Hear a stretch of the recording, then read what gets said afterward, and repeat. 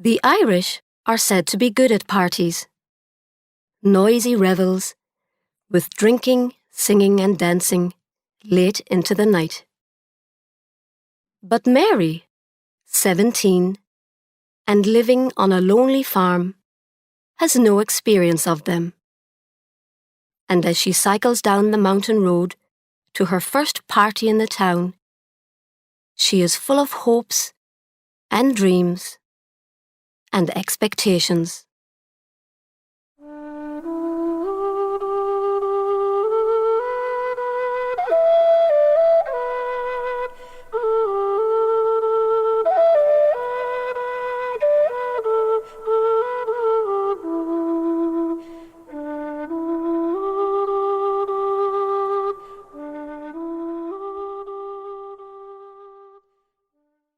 Mary hoped that the ancient front tire on the bicycle would not burst.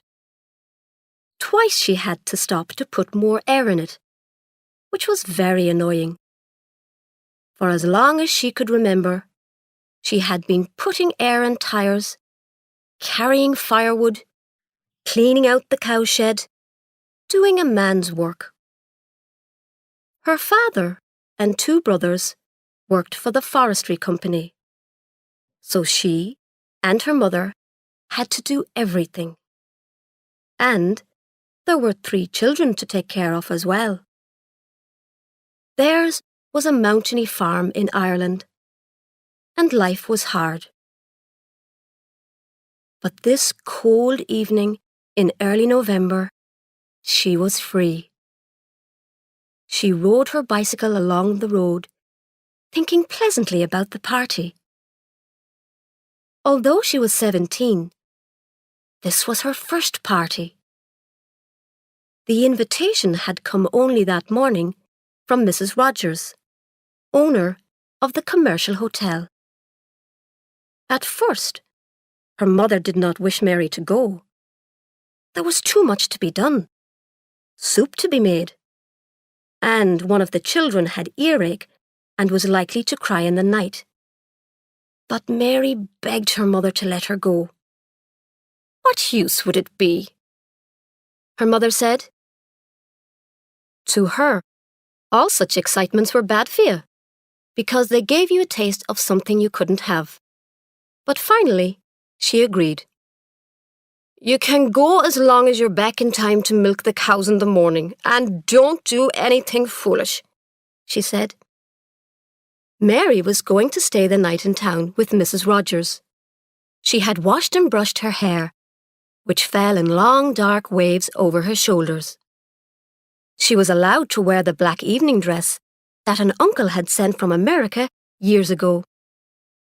Her mother said a prayer to keep her safe, took her to the top of the farm road, warned her never to touch alcohol, and said goodbye. Mary felt happy as she rode along slowly, avoiding the holes in the road, which were covered with thin ice. It had been very cold all day. At the bottom of the hill, she got off and looked back, out of habit, at her house. It was the only one on the mountain, small and white, with a piece of land at the back which they called the vegetable garden. She looked away. She was now free to think of John Rowland. He had appeared 2 years before, riding a motorbike daringly fast, and stopped to ask the way. He was staying at the commercial hotel and had come up to see the lake, which was famous for the way it changed colour at different times of day. When the sun went down, the water was often a strange reddish purple, like wine. Down there, she said to the stranger, pointing to the lake below. Rocky hills and tiny fields of bare earth dropped steeply towards the water. It was midsummer and very hot. The grass was tall, and there were wild flowers, blood red, close to their feet. What an unusual sight, he said, looking at the lake. She had no interest in views herself. She just looked up at the high sky and saw that a bird had stopped in the air above them. It was like a pause in her life. The bird above them, perfectly still. Then her mother came out to see who the stranger was. He introduced himself very politely as John Rowland, an English painter. She did not remember exactly how it happened, but after a while, he walked into their kitchen with them and sat down to tea. 2 long years had passed since that day, but she had never stopped hoping. Perhaps this evening she would see him. The postman had said someone special in the hotel expected her.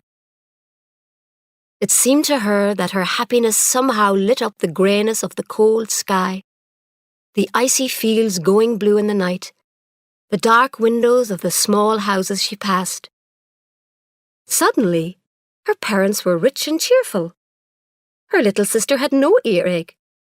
The kitchen fire did not smoke. Sometimes she smiled at the thought of how she would appear to him. Taller and more womanly now, in a dress that could be worn anywhere. She forgot about the ancient tire, jumped on the bicycle, and rode on. The 5 street lights were on when she entered the small town. There had been a cattle market that day, and drunken farmers with sticks were still trying to find their own cattle in dark corners of the main street. As she reached the commercial hotel, Mary heard loud conversation inside and men singing in the bar. She didn't want to go in through the front door, in case someone saw her and told her father she'd gone into the public bar. So she went to the back door. It was open, but she knocked before entering. 2 girls rushed to the door. One was Doris O'Byrne.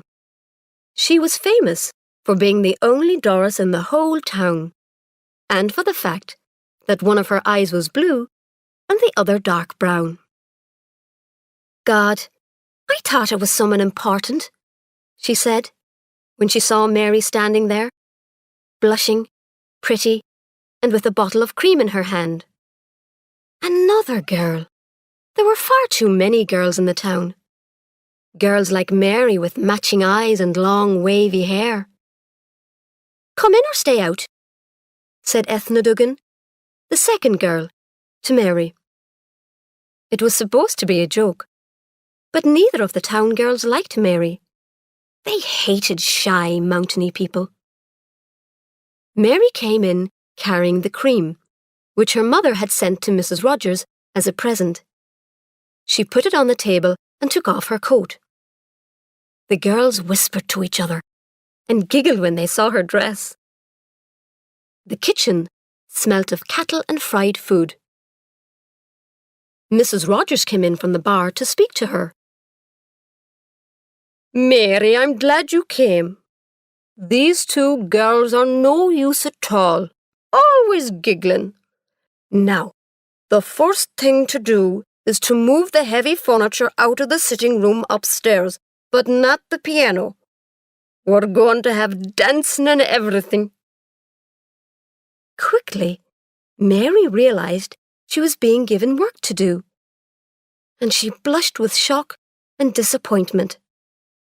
She thought of her good black dress and how her mother wouldn't even let her wear it to church on Sundays. She might tear it or dirty it. And then we have to start cooking the goose, Mrs. Rogers said, and went on to explain that the party was for Mr. Brogan, the local customs officer who was leaving his job. There's someone here expecting me, Mary said, trembling with the pleasure of being about to hear his name spoken by someone else. She wondered which room was his, and if he was likely to be in at that moment. Already in her imagination, she was knocking on his door and could hear him inside. Expecting you? Mrs. Rogers said, looking puzzled for a moment. Oh, that young man from the factory was asking about you. He said he saw you at a dance once. A strange one he is. "What men?" Mary said, as she felt the happiness leaking out of her heart. But Mrs. Rogers heard the men in the bar shouting for her to refill their empty glasses, and she hurried out without replying. Upstairs, Doris and Ethna helped Mary move the heavy furniture out of the sitting room. The two town girls shared jokes with each other, giggled at Mary behind her back, and ordered her around like a servant. She dusted the piano and cleaned the floor. She'd come for a party. She wished she were at home. At least with cattle and chickens, it was clean dirt. Then, Ethna and Doris told Mary to get the glasses ready, and they went away to drink a secret bottle of beer in the bathroom. "She's crying like a baby in there," Ethna told Doris, giggling. "God, she looks an idiot in that dress," Doris said. "It's her mother's," Ethna said. "What's she crying about?" wondered Doris. "She thought some boy would be here. Do you remember that boy who stayed here the summer before last with a motorbike?" "The boy with the big nose," said Doris. "God, she'd frighten him in that dress. Her hair isn't natural either. I hate that kind of long black hair," Ethna said, drinking the last of the beer. They hid the bottle under the bath. In the room with the piano, Mary got the glasses ready. Tears ran down her face, though she did not put on the light. She saw what the party would be like. They would eat the goose, the men would get drunk, and the girls would giggle. They would dance and sing and tell ghost stories. And in the morning, she would have to get up early and be home in time for milking. She looked out of the small window at the dirty street, remembering how once she had danced with John on the farm road to no music at all, just their hearts beating and the sound of happiness. On that first day at tea, her father had suggested that John should stay with them, and he stayed for 4 days, helping with the farm work and the farm machinery. Mary made his bed in the morning and carried up a bowl of rainwater every evening so that he could wash. She washed his shirt, and that day his bare back burnt in the sun. She put milk on it. It was his last day with them. After supper, he gave each of the older children a ride on the motorbike. She would never forget that ride. She felt warm from head to foot in wonder and delight. The sun went down, and wild flowers shone yellow in the grass. They did not talk as they rode. She had her arms around his stomach, with the delicate and desperate hold of a girl in love. However far they went, they always seemed to be riding into a golden mist. The lake was at its most beautiful. They stopped at the bridge and sat on a low stone wall. She took an insect off his neck and touched the skin where there was a tiny drop of blood. It was then that they danced, to the sound of singing birds and running water. The air was sweet with the smell of the grass in the fields, lying green and ungathered. They danced. "Sweet Mary," he said, looking seriously into her brown eyes. "I cannot love you because I already have a wife and children to love. Anyway, you are too young and too innocent." Next day, as he was leaving, he asked if he could send her something in the post. It came 11 days later, a black and white drawing of her, very like her, except that the girl in the drawing was uglier. "That's no good for anything," said her mother, who had been expecting a gold bracelet or necklace. They hung it on the kitchen wall for a while, and then one day it fell down. Someone, probably her mother, used it with a brush for collecting dirt from the floor. Mary had wanted to keep it, to put it safely away in a drawer, but she was ashamed to. Her family were hard people, and it was only when someone died that they ever cried or showed much feeling. "Sweet Mary," he had said. He never wrote. 2 summers passed. She had a feeling that he would come back, and at the same time, a terrible fear that he might not. In the upstairs room of the hotel, the men were taking off their jackets and sitting down to eat. The girls had carried the goose up from the kitchen, and it lay in the centre of the table. Mrs. Rogers had closed the public bar, and now she was cutting meat off the goose and putting it onto plates. She kept Mary busy, serving the potatoes and passing the food around. Mr. Brogan, as chief guest, was served first with the best cuts of goose. Mary was surprised that people in towns seemed so coarse. When one of the men, Hickey, tried to take her hand, she did not smile at all. She wished she were at home. She knew what her family were doing there. The boys learning their lessons, her mother baking bread, her father rolling cigarettes and talking to himself. In another hour, they'd say their prayers and go up to bed. The routine of their lives never changed. The fresh bread was always cool by morning. O'Toole, the young man who worked at the factory, had bright green eyes and hair so blonde it was almost white. "No one's offered me any food yet," he said. "A nice way to behave." "Oh, God, Mary, haven't you given Mr. O'Toole anything to eat yet?" Mrs. Rogers said, and she gave Mary a push to hurry her up. Mary gave him a large plateful, and he thanked her, saying they'd dance later. To him, she was far prettier than those good-for-nothing town girls.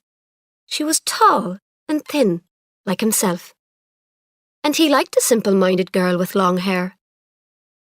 Maybe later on, he'd persuade her to go into another room, and they'd have sex. She had lovely eyes when you looked into them, brown and deep. The fifth woman at the party was Crystal, the local hairdresser, who had bright red hair and who did not like the undercooked goose. She and Mrs. Rogers were talking together when Brogan unexpectedly began to sing.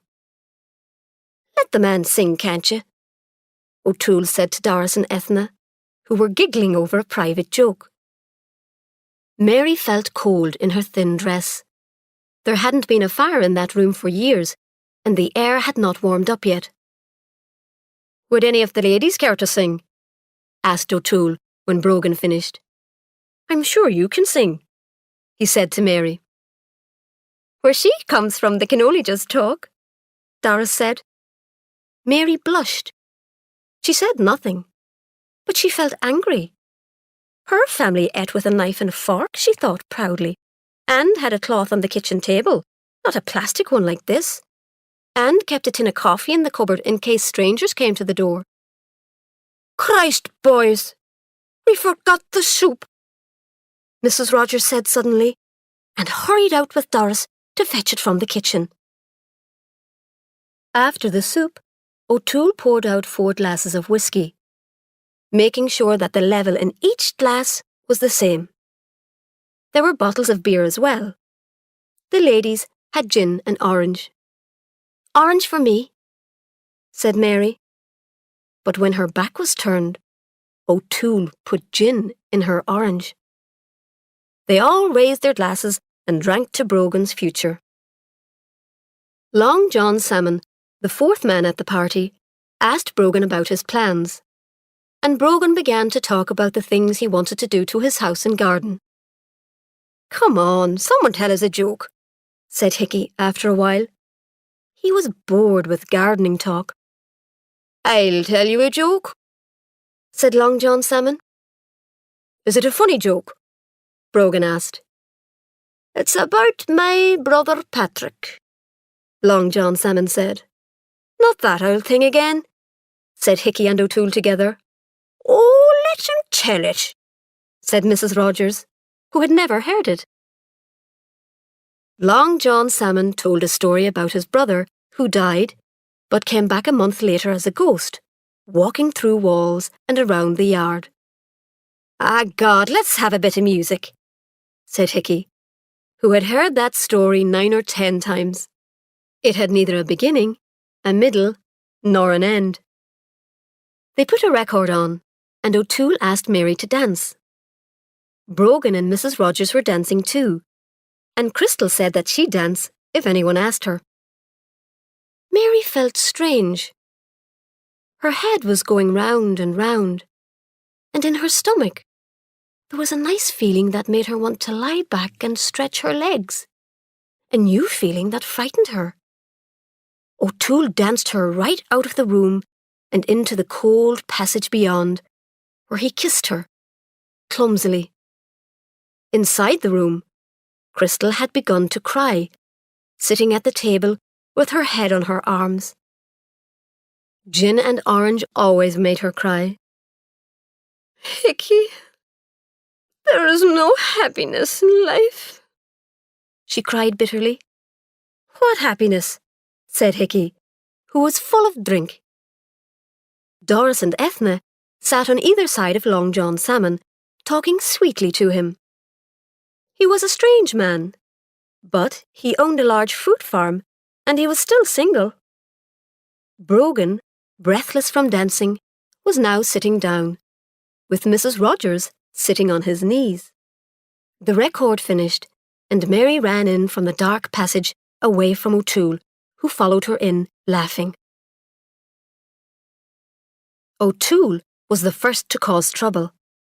He became offended when Mrs. Rogers prevented him from telling a rude joke. "Think of the girls," Mrs. Rogers said. "Girls?" O'Toole said nastily. He picked up the bottle of cream and poured it over the few remaining bits of goose. "Christ, man," Hickey said, taking the bottle of cream away. Mrs. Rogers said it was time everyone went to bed as the party seemed to be over. All the guests were staying the night at the hotel. The 4 girls were going to share one room. In the bedroom, Mary sighed. Before they could go to bed, they had to move the heavy furniture back to the sitting room. She could hear O'Toole shouting and singing in another room. There had been gin in her orange. She knew now, because she could smell it on her breath. She had broken her promise to her mother. It would bring her bad luck. "Ah, girls, girls," O'Toole said, pushing their bedroom door open. "Where's my lovely Mary? Come out here with me, Mary." "Go to bed, you're tired," Mary said. He caught her hand and started trying to drag her out of the room. She let out a cry. "I'll throw this flower pot at you if you don't leave the girl alone," Ethna called out. "Stupid cows, the lot of you," said O'Toole. But he dropped Mary's hand and took a step backwards. The girls rushed to shut the door and push a heavy chest against it to keep him out. They all got into the one big bed, 2 at the top and 2 at the bottom. Mary was glad to have the other girls with her. "I was at a party. Now I know what parties are like," she said to herself, as she tried to force herself to sleep. She heard a sound of water running, but it did not seem to be raining outside. At sunrise, she woke up.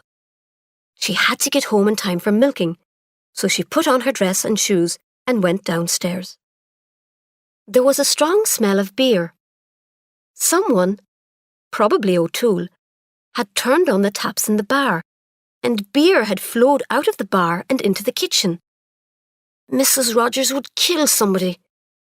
Mary picked her way carefully across the room to the door. She left without even making a cup of tea. She found her bicycle, but the front tire was flat, so she walked rapidly, pushing the bicycle. The frost lay on the sleeping windows and roofs. It had magically made the dirty streets look white and clean. She did not feel tired, but simply pleased to be outside, as she breathed in the beauty of the morning. Mrs. Rogers woke at 8 and got out of Brogan's warm bed. She smelt disaster instantly and ran to call the others. The girls were made to get up and help clean the floors. Hickey, who had by then come downstairs, said what a shame it was to waste good drink. O'Toole, the guilty one, had left early. "And where's the girl in the black dress?" Hickey asked. "She ran off. Before we were up," Doris said. They all agreed that Mary was useless and should never have been asked. "And she was the one who encouraged O'Toole and then disappointed him, so he got angry," added Doris. "I suppose she's home by now," Hickey said. Mary was half a mile from home, sitting on the grass. "If only I had a boy.